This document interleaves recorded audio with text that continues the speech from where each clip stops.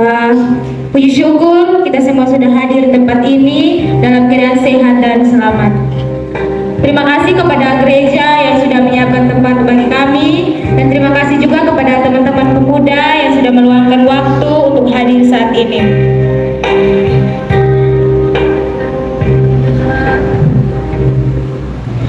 Kami mahasiswa dari Institut Agama Kristen Negeri Kupang, Prodi Pendidikan Agama Kristen, semester 4 kelas A. Tujuan kami hadir di tempat ini dalam rangka kegiatan implementasi mata kuliah Pak Pemuda. Dalam kegiatan ini kita akan beribadah bersama-sama dan mendengarkan firman Tuhan, yang di dalamnya kami akan membahas tentang peran pelayanan pemuda, yang dimana terdapat banyak tantangan, yang salah satunya adalah gadget. Tanpa memperpanjang waktu, saya akan memperkenalkan teman-teman saya. Saya sendiri Nutri Gila, dan teman saya ada Kak Martinus Karnobneno, ada Kak Odelinda Nau, ada Kak Nalda Betrin Mauboi, ada Kak Wirce Baleng, ada Kak Elsa Nasa, ada Kak Indra, dan ada Kak Dila. Terima kasih. Tanpa memperpanjang waktu, kita akan memulai dengan kegiatan ini. Sebab itu saya mengundang teman-teman semua bangkit berdiri. Kita akan memulai dengan ibadah kita. Kita angkat pujian, Ku Masuk Ruang Maha Kudus.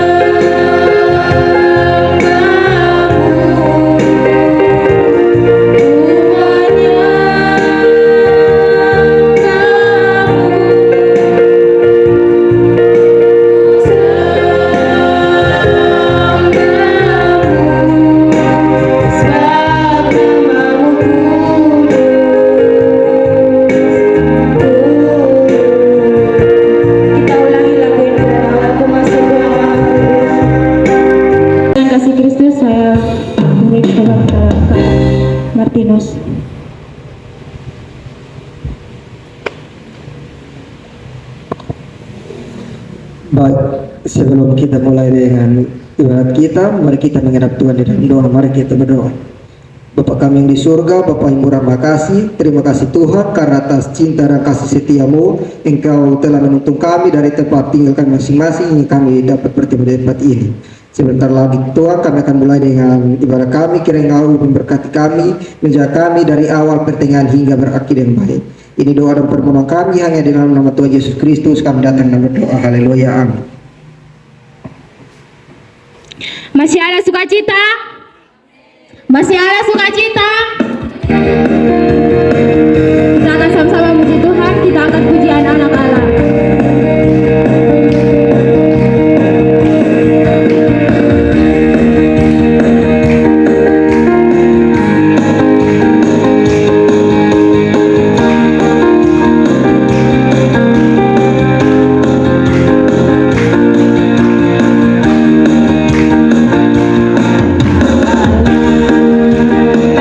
Yesus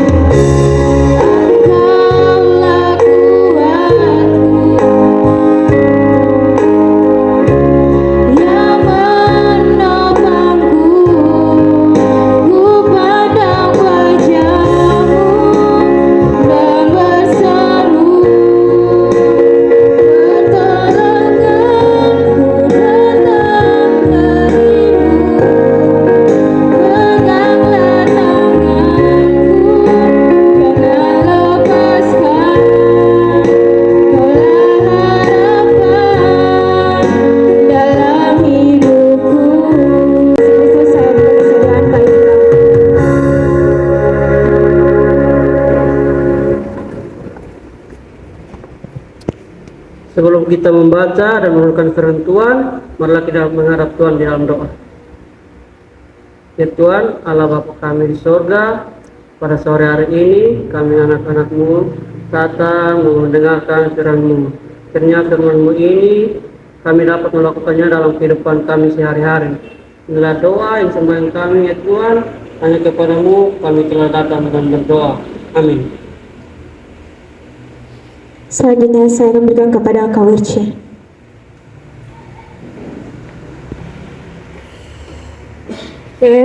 Shalom. Sekali lagi shalom.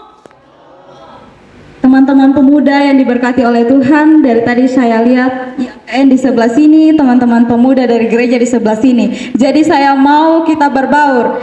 Jadi cara berbaurnya, sebelum kita mendengarkan kebenaran firman Tuhan, kita akan bermain games pengantar firman. Jadi gamesnya itu adalah latih fokus. Jadi antara masa lalu dan masa depan. Jadi kalau masa lalu itu berarti di perjanjian lama, dan masa depan berarti mungkin teman-teman pemuda sudah pernah bermain kok? Belum. Oke. Jadi kalau masa depan berarti perjanjian baru. Jadi nanti saya akan membuatnya dalam satu cerita. Jadi ini buka baca cepat Alkitab. Jadi kita akan bagi dalam 3 kelompok. Untuk itu mungkin kita mulai berhitung, jadi kelompok 1 dengan 1, 2 dengan 2, dan 3 dengan 3. Mungkin mulai dari kakak.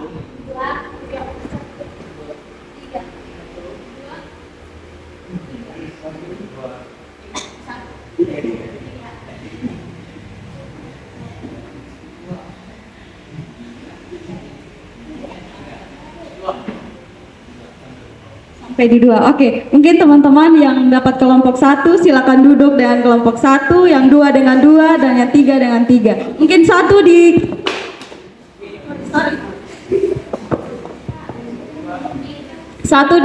dengan kakak di sini, terus 2 di situ, dan 3 di sisa.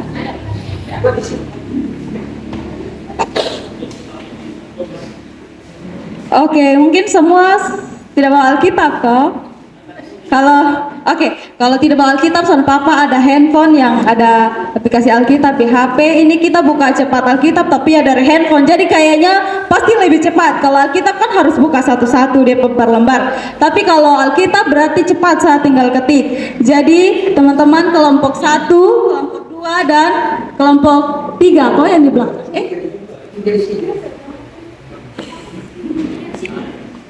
Kelompok 1, kelompok 2 dan kelompok 3. Oke, kita akan mulai gamesnya. Jadi saya akan memulainya dengan cerita. Jadi cluenya itu adalah kalau hari ini, besok berarti itu perjanjian baru. Bukannya di perjanjian baru. Kalau kemarin berarti perjanjian lama. Terus angka pertama yang saya sebut itu berarti kitab keberapa dari perjanjian itu. Terus berikutnya adalah pasal dan ayat. Jadi teman-teman mungkin semua sudah paham, sudah mengerti dari clue yang ini, maaf. Oke, kita akan memulainya. Jadi teman-teman siap? Oh iya, kita harus punya belnya masing-masing. Jadi kelompok 1, kalau sudah dapat pakai bel apa supaya kita tahu ini dari kelompok 1. Kelompok 2 pakai suara. Nanti kalau tepuk tangan semua tepuk tangan. Jadi ada terserah teman-teman mau pakai kata apa dari teman-teman. 3. Oh, pakai angka sah? Oke, pakai angka. Berarti kita mulai fokus ya teman-teman. Jadi ini melatih fokusnya katong. Oke. Kemarin beta ada di Naimata sini. Itu sekitar jam 3 dan kemarin itu tanggal 10. Dan ini ketong ada di bulan ke-6. 2. 3. Oleh kelompok 2. Dari mana kak? Silakan menjawab. Bunyinya? Kemudian berkatalah Musa kepada Harun dan kepada Eleazar dan Itamar, anak-anak Harun, Janganlah kamu berpaku dan janganlah kamu bercita, supaya jangan kamu mati dan jangan pula melukai segenap umat ini. Tetapi saudara-saudaramu yaitu seluruh bangsa Israel, mereka lah yang harus menangis karena api yang menyalakan kami. Oke, kita tepuk tangan untuk kelompok 2. Kelompok 2 terlalu gercep. Semangat untuk kelompok 3 dan kelompok 1. Oke, lanjut. Teman-teman, besok adalah hari Rabu. Dan besok itu adalah tanggal 12.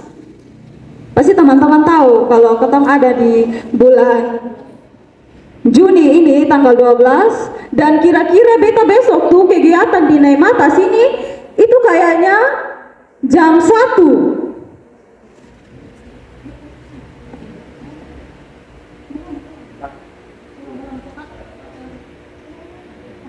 Ulang dulu.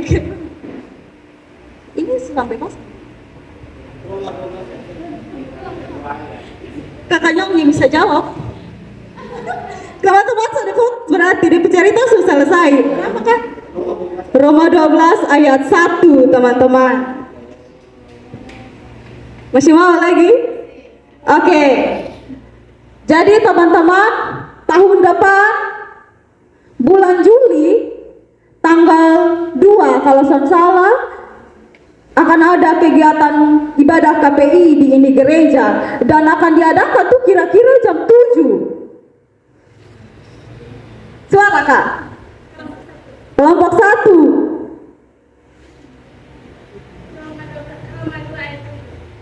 Bunyinya? Yaitu hidup kekal kepada mereka yang rela untuk mencapai mencari kemuliaan keselamatan dan kebinasaan. Oke, kata tepuk tangan untuk kelompok 1. Jadi ini hanya sebagai games pengantar. Jadi untuk kelompok 2 mungkin sudah fokus di sini, tetapi sebentar akan tetap fokus. Oh, kelompok 3, maaf, kelompok 3. Oke, teman-teman, hari ini kita akan membaca firman Tuhan dari Roma pasal 12.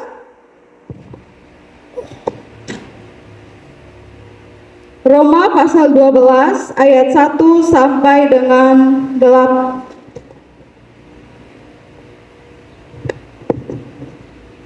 Roma pasal 12 ayat 1 sampai dengan 8. Kita akan baca secara berbalas-balasan. Jadi yang perempuan baca ayat yang genap, dan teman-teman yang laki-laki baca ayat yang ganjil. Jadi saya akan membaca perikopnya, persembahan yang benar. Karena itu, saudara dan saudara, aku menasihatkan kamu supaya kamu mempersembahkan tubuhmu sebagai persembahan yang hidup, yang kudus dan yang berkenan kepada Allah. Itu adalah ibadahmu yang sejati. Janganlah kamu menjadi serupa dengan dunia ini, tetapi berubahlah oleh pembaharuan budimu, sehingga kamu dapat membedakan manakah kehendak Allah, apa yang baik, yang berkenan kepada Allah, dan yang sempurna. Berdasarkan kasih karunia yang diberikan kepadaku, aku berkata kepada setiap orang di antara kamu, janganlah kamu memikirkan hal-hal yang lebih tinggi daripada yang patut kamu pikirkan, tetapi hendaklah kamu berpikir begitu rupa, sehingga kamu menguasai diri menurut ukuran iman yang dikaruniakan Allah kepada kamu masing-masing. Sebab sama seperti pada satu tubuh, kita mempunyai banyak anggota, tetapi tidak semua anggota itu mempunyai tugas yang sama. Demikian juga kita, walaupun banyak, adalah satu tubuh dalam Kristus, tetapi kita masing-masing adalah anggota yang seorang terhadap yang lain. Demikianlah kita mempunyai kasih berlain-lainan menurut kasih karunia yang dianugerahkan kepada kita. Jika karunia itu adalah untuk bernubuat, baiklah kita melakukannya sesuai dengan iman kita.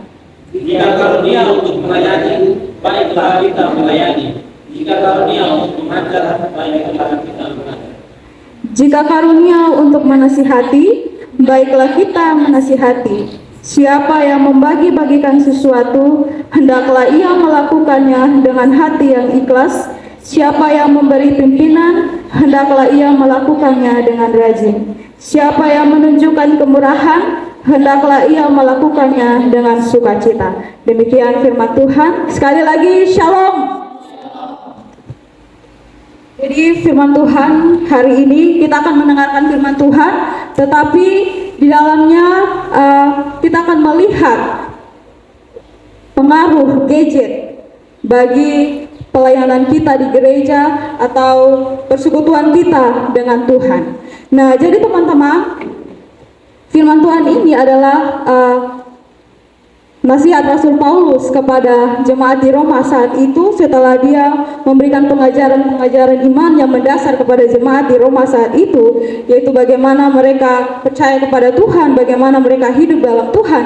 Nah, sekarang ya sampai pada saat dia memberikan nasihat bagaimana mereka mempersembahkan hidup mereka yang benar kepada Tuhan. Apa yang menjadi ibadah yang sejati itu? Nah, jadi teman-teman, kita sebagai pemuda adalah tulang punggung gereja. Tentunya kita memiliki tugas yang banyak. Kita harus menjadi teladan, kita harus memotivasi orang lewat kehidupan kita. Kita harus mencerminkan bahwa kita adalah pemuda Kristen. Nah, tetapi di dalam pelayanan kita, di dalam persekutuan kita dengan Tuhan, begitu banyak tantangan yang kita alami, baik itu dari dalam diri kita sendiri maupun dari luar. Nah, kita semua yang hidup di saat ini hidup di masa digital. Nah, masa digital adalah masa di mana sebagian masyarakat menggunakan sistem digital dalam kehidupan sehari-hari. Kita tahu bahwa perkembangan teknologi zaman sekarang begitu pesat, berkembang dengan begitu pesat. Dari yang dulu kehidupan yang sangat sederhana sampai dengan sekarang kita mau melakukan apapun itu dengan gampang karena kemajuan teknologi ini, teman-teman. Nah, jadi teman-teman, dalam kemajuan teknologi ini ada yang namanya gadget. Nah, gadget itu sendiri adalah sebuah perangkat yang di dalamnya memuat berbagai aplikasi yang kita bisa jadikan sebagai hobi dan sebagai alat untuk membantu kehidupan kita sehari-hari. Nah, kita masuk dalam jenis-jenis gadget.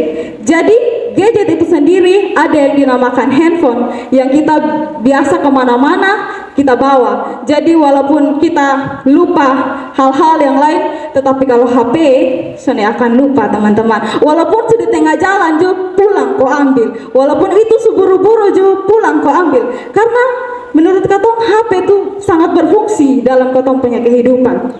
Terus ada laptop, ada kamera, dan masih banyak hal-hal jenis-jenis gadget yang lain. Tetapi di sini yang mau ditekankan adalah penggunaan handphone. Jadi kita semua yang ada di sini tentunya memiliki handphone.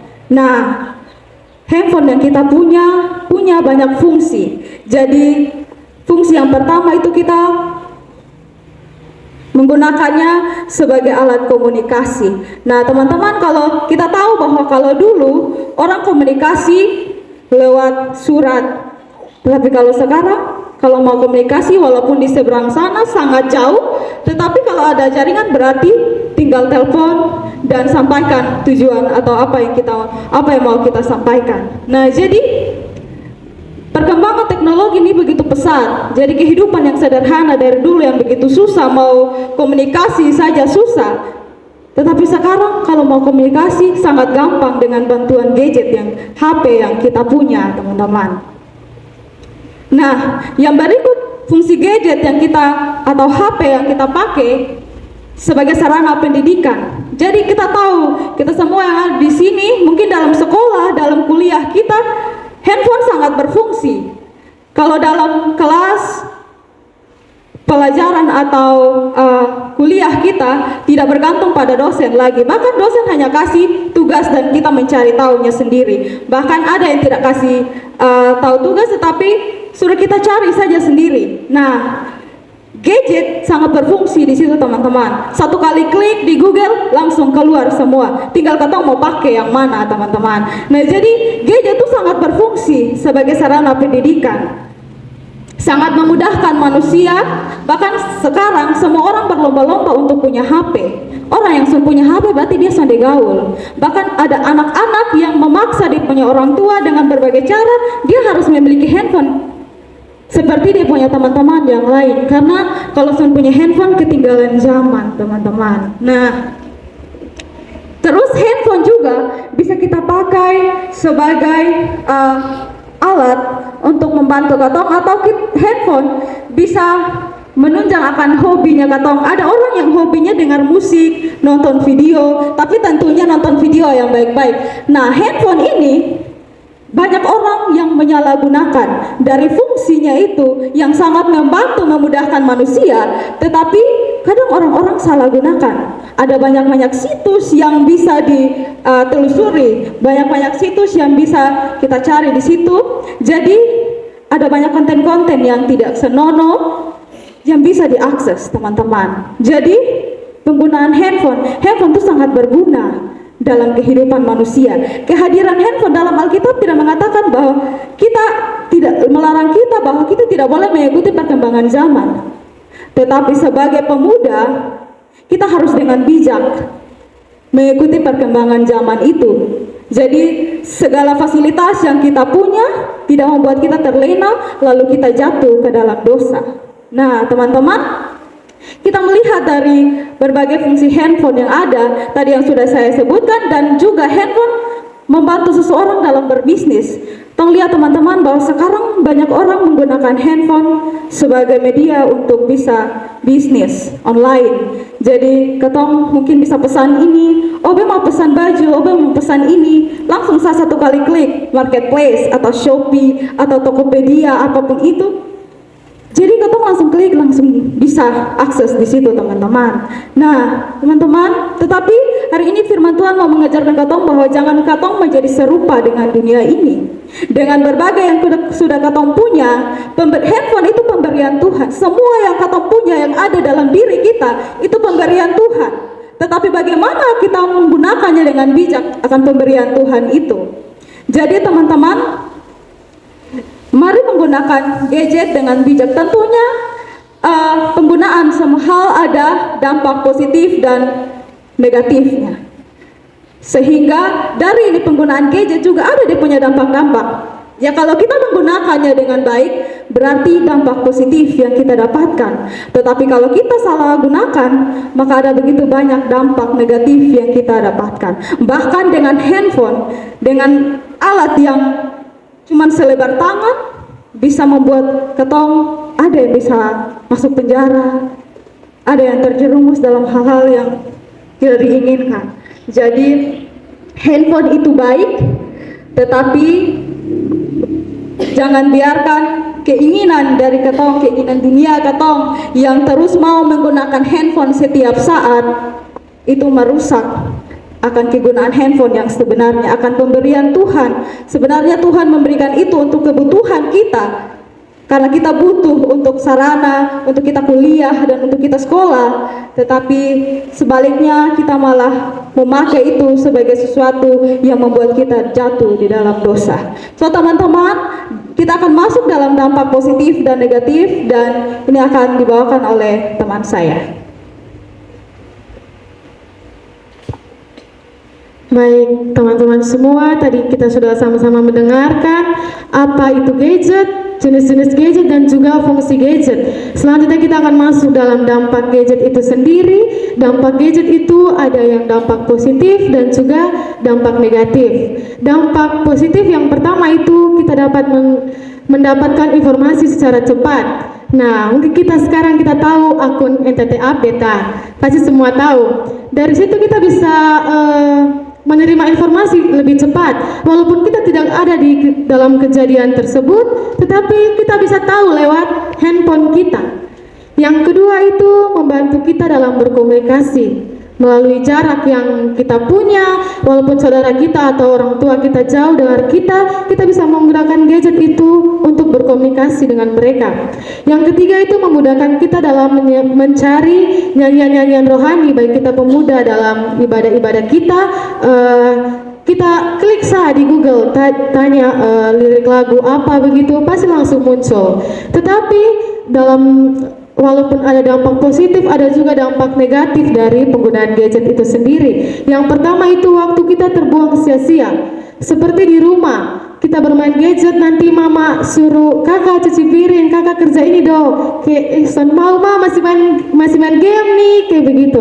Jadi waktu kita tuh terbuang sia-sia hanya untuk handphone kita. Pekerjaan kita itu kita tinggalkan hanya demi game kita atau nonton video apapun itu.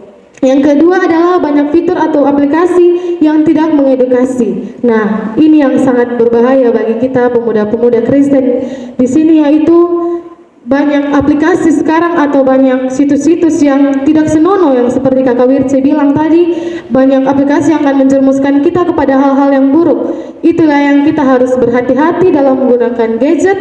Bahkan kita sebagai pemuda Kristen, kita harus bisa menggunakan gadget ini dengan baik yang seturut dengan kehendak Allah. Yang berikut adalah pengaruh gadget itu dapat mengganggu kesehatan kita. Coba teman-teman perhatikan, di saat kita menggunakan gadget secara berlebihan itu pasti kita rasa pusing atau sakit kepala. Di sini saya sedikit bercerita, adik saya di rumah itu dia kebanyakan main game. Terus di saat dia berhenti main game karena HP-nya sudah lowbat, dia cas dan dia nonton TV. Nonton TV ini matanya sudah kayak begini-begini toh. Jadi itu tuh salah satu dampak mengganggu kesehatan kita, bahkan merusak mental kita juga teman-teman, karena kita terlalu banyak menggunakan handphone, kita akan semakin terjerumus pada hal-hal yang salah. Tetapi di sini saya memberikan kesimpulan, kita sebagai remaja dan pemuda Kristen, kita harus mempunyai iman yang kuat, yaitu kita harus takut akan Tuhan, kita harus menggunakan gadget itu secara baik dan bisa menjauhkan hal-hal yang baik. Kita bisa mengembangkan, bisa membangun, bisa menggunakan gadget itu untuk mengedukasi hal-hal yang positif, dan kita bisa menjauhkan hal-hal yang mungkin di luar dari kehendak Tuhan begitu. Seperti yang tadi dikatakan dalam Roma 12 ayat 2 itu, kita tidak boleh menjadi serupa dengan dunia ini. Nah, di sini mungkin tadi kakak-kakak sudah mendengarkan penjelasan. Saya ada sedikit pertanyaan untuk kakak-kakak semua. Pertanyaannya itu, menurut kakak-kakak, bagaimana kita sebagai pemuda Kristen menggunakan gadget secara bijak? Mungkin ada yang mau menjawab? Kita sebagai pemuda Kristen bisa menggunakan gadget ini dengan bijak, tidak terjerumus kepada hal-hal yang salah begitu. Ada yang mau menjawab mungkin?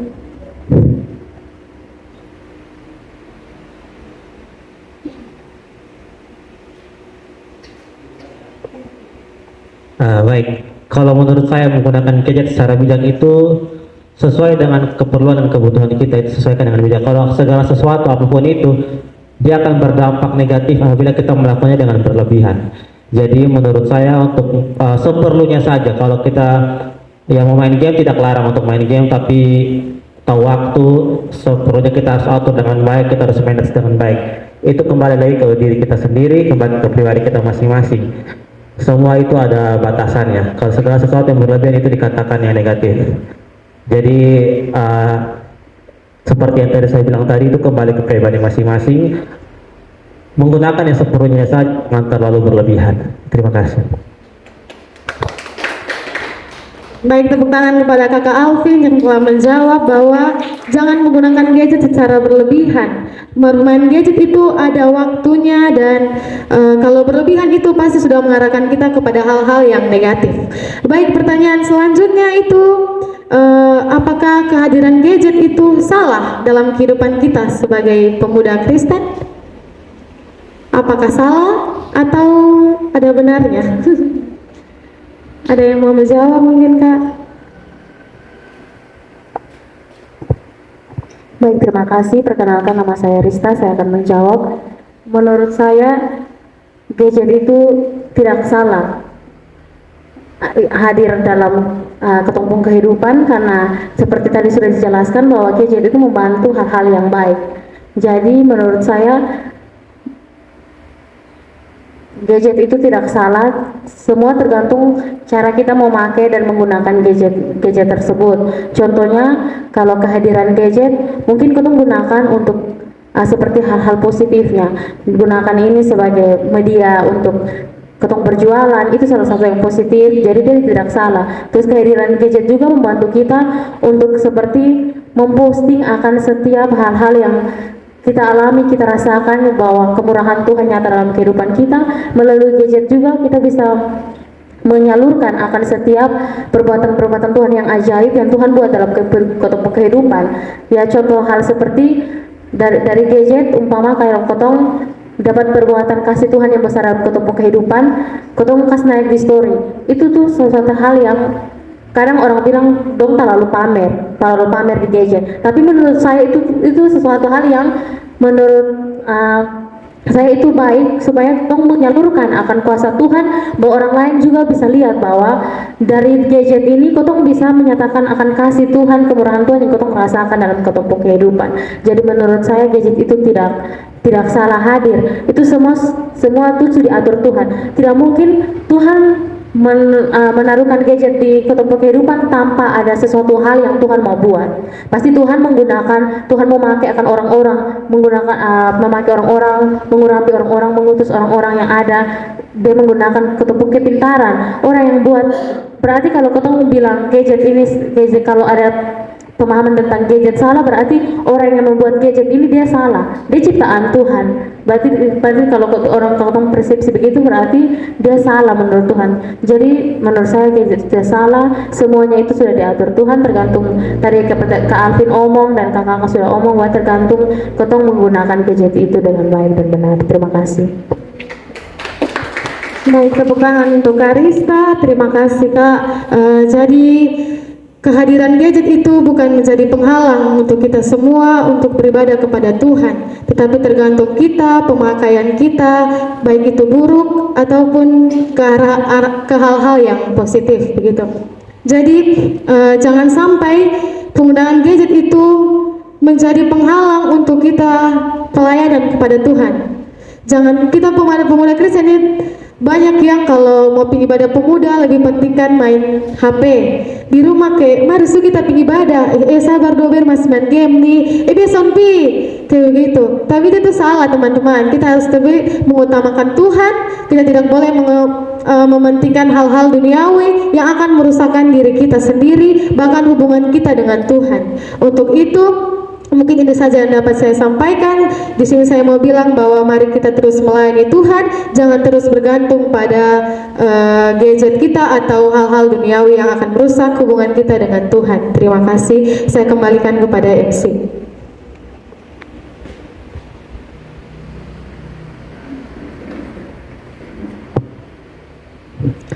Teman-teman diberkati oleh firman Tuhan.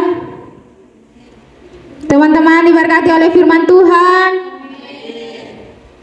Semoga firman yang dapat kami bagikan kepada teman-teman pemuda semua boleh bermanfaat untuk pelayanan di gereja ini. Kita akan bersyafaat kepada Tuhan. Kita angkat pujian bukan dengan kekuatanku, angkat bagian terakhirnya saja.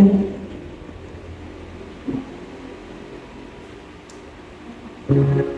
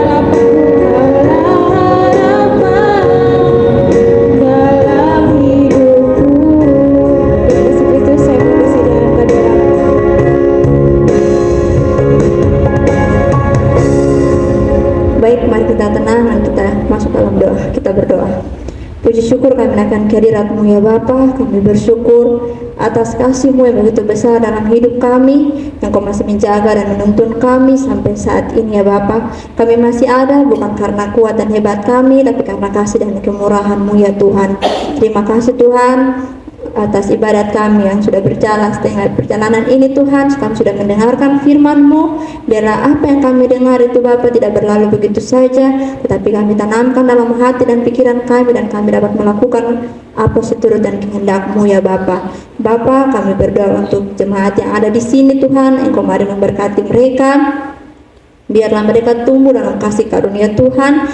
Yang Kau mari memberkati anak-anak-Mu yang ada di sini ya Bapa, baik dari orang tua sampai pemuda, remaja dan anak-anak Tuhan. Yang Kau memberkati, biar dalam melayani Tuhan Engkau pakai mereka sesuai dengan apa yang sudah Engkau berikan kepada mereka, setiap talenta yang Engkau berikan kepada mereka, biarlah mereka pakai untuk dapat memuji dan memuliakan nama-Mu ya Bapa. Engkau juga memberkati gereja ini yang dalam pergumulan Tuhan. Engkau memberkati, biarlah semakin luas perkabaran Injil-Mu di mana-mana, dan nama Tuhan dipuji dan dipermuliakan. Pemuda-pemudi di sini, anak-anak di sini dalam masa tumbuh perkembangan mereka, Engkau memberkati ya Bapa. Biarlah mereka menjadi pemuda-pemudi, anak-anak yang takut akan Tuhan. Biarlah mereka siap memberi diri untuk menjadi berkat untuk orang-orang di luar sana. Pagailah mereka seturut kehendak-Mu Bapa. Setiap talenta yang Kau berikan kepada mereka, biarlah mereka mau asah, mereka mau pakai dalam hidup mereka untuk memuliakan nama-Mu. Orang-orang tua yang ada di sini Tuhan, Engkau memberkati mereka dalam setiap pekerjaan mereka. Engkau mari memberkati keluar masuk mereka, berikan mereka kesehatan, kekuatan, umur panjang. Engkau memberkati, biarlah apa yang mereka kerjakan itu dapat menjadi berhasil dan menjadi berkat ya Bapa. Kami juga berdoa untuk kami sendiri secara pribadi. Engkau mari memberkati kami setiap pribadi yang mempunyai pergumulan dalam hati kami sendiri ya Bapa. Engkau tahu apa yang menjadi keinginan kami, tapi kami percaya keinginan kami tidak melebihi kehendak-Mu ya Bapa. Kami taruh hidup kami ini ke dalam tangan-Mu ya Bapa. Biarlah hidup kami ini kami siap memberi untuk kebenaran firman-Mu ya Bapa. Bapa, kami juga berdoa Tuhan, biarlah apapun hikmat yang Kau berikan kepada kami, apapun yang Kau berikan kepada kami, dapat kami pakai untuk kemuliaan nama-Mu. Kami dapat menggunakannya dengan baik, dapat menggunakannya dengan hal-hal yang positif ya Bapa. Biarlah nama Tuhan semakin dipuji dan dipermuliakan ya Tuhan. Kami berdoa juga untuk pemerintahan semua yang ada di sini, pengurus-pengurus gereja yang ada di sini, mereka Engkau mari memberkati, berikan mereka kesehatan dan kekuatan supaya dalam melayani-Mu Bapa, mereka tidak ada pernah rasa lelah, capek ya Bapa, tapi Engkau berikan mereka semangat, yang kasih karunia Tuhan Engkau melimpahkan kepada mereka ya Bapa. Terima kasih Tuhan. Engkau juga memberkati saudara kami di luar sana Tuhan. Engkau memberkati mereka dari janda, balu. Engkau memberkati anak yatim piatu, fakir miskin. Engkau memberkati mereka. Biarlah Tuhan dimanapun mereka berada Tuhan, Engkau mari menaungi mereka Tuhan dengan kasih-Mu ya Bapa. Kami percaya burung-burung di udara Engkau pelihara, apalagi mereka adalah biji mata-Mu ya Bapa. Tuhan, kami dengarlah ini doa dan harapan kami. Engkau mari mengampuni setiap kesalahan yang kami perbuat, dosa-dosa kami yang kami perbuat dari perkataan, pikiran dan perbuatan kami. Kami mohon ampun baik secara sengaja maupun tidak sengaja terhadap teman, saudara kami, orang tua kami Tuhan, maupun kepada diri kami sendiri. Kami mohon ampun, ampunilah kami Bapa. Biarlah kami sadar dan kami mau bertobat untuk kembali kepada jalan-Mu yang benar. Ini doa dan syukur kami, ampun. Dengarlah doa dan syukur kami ini Bapa, hanya kepada nama-Mu Tuhan kami berdoa. Amin.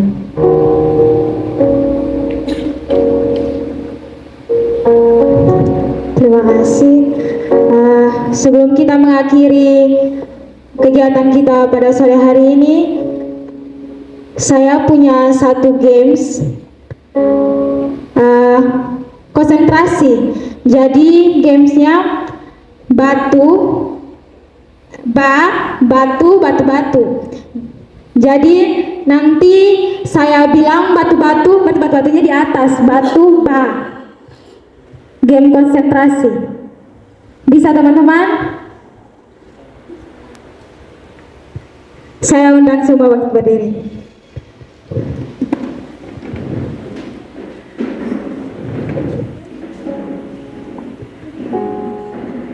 Jadi gamesnya teman-teman sudah paham? Batu. Oke, kita mulai. Batu-batu. Ada yang belum fokus. Kita mulai lagi.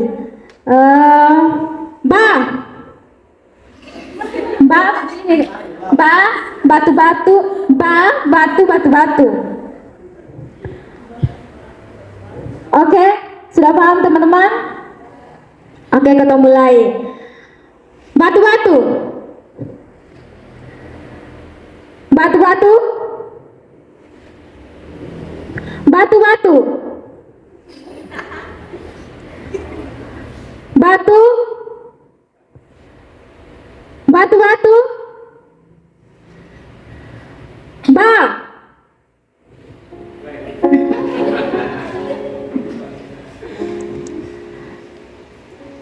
Batu-batu.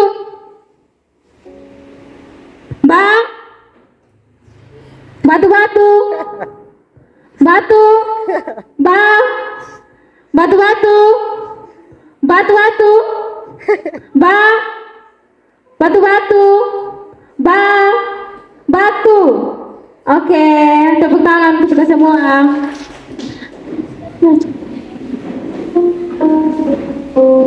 Oke, kita akan mengakhiri kegiatan kita pada hari ini. Kita angkat pujian doa Yabes. Saya undang semuanya coba berdiri diri.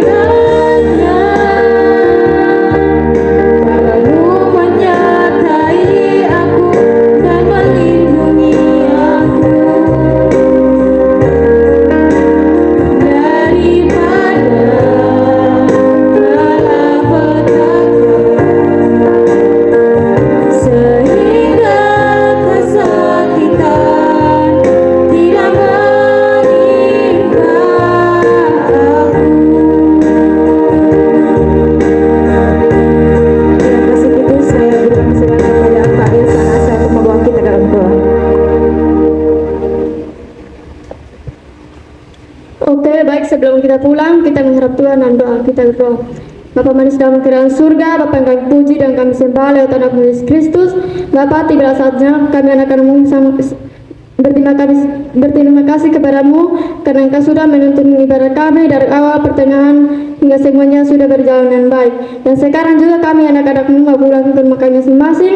Kiranya Tuhan Yesus memberkati kami di perjalanan sehingga kami sampai rumah kami masing-masing dengan keadaan baik dan selamat. Inilah doa dan keharapan kami Tuhan Yesus, karena hanya di dalam nama Tuhan kami telah berdoa kepada Bapa di surga. Haleluya, amin.